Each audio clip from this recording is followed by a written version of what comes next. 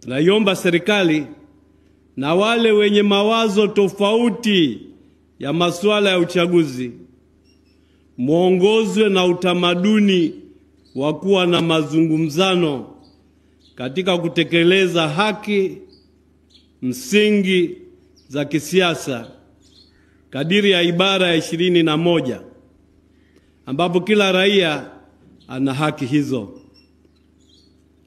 Wanasiasa kupitia vyama na serikali, kaeni mzungumze. Wahakikishieni watu haki zao. Nguvu ya wananchi iko kwenye hoja,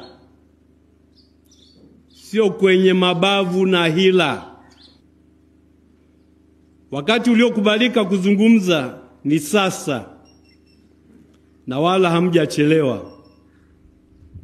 Hatuchelewi kujisahihisha wala kutenda mema. Barua ya pili ya Paulo mtume kwa Korinto sura ya 6 mstari wa 2. Tunaiomba serikali iwasikilize raia wenye malalamiko yao ya haki zao za kisiasa. Unyenyekevu mbele ya raia hujengeka kwenye ukweli na uwazi. Kiongozi wa watu akiwa mnyenyekevu ni mkweli na anaaminika na watu wote.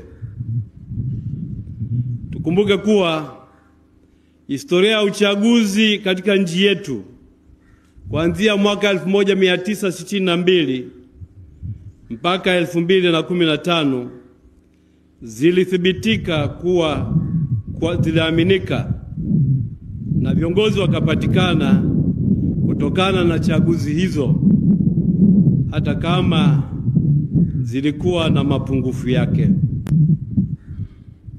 Ninawatakieni uchaguzi mkuu wa haki, wa ukweli, wa uhuru na wa kuaminika mwaka huu wa 2025.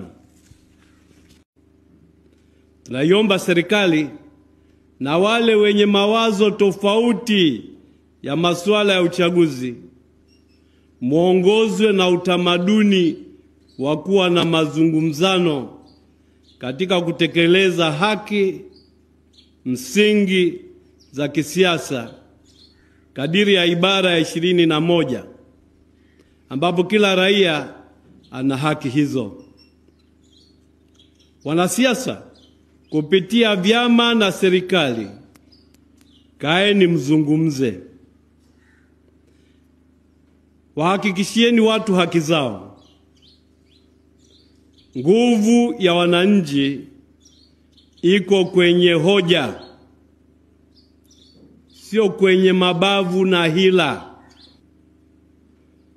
Wakati uliokubalika kuzungumza ni sasa, na wala hamjachelewa. Hatuchelewi kujisahihisha wala kutenda mema. Barua ya pili ya Paulo mtume kwa Korinto sura ya 6 mstari wa 2.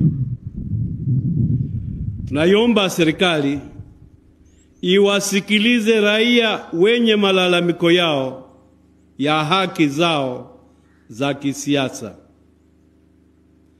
Unyenyekevu mbele ya raia hujengeka kwenye ukweli na uwazi. Kiongozi wa watu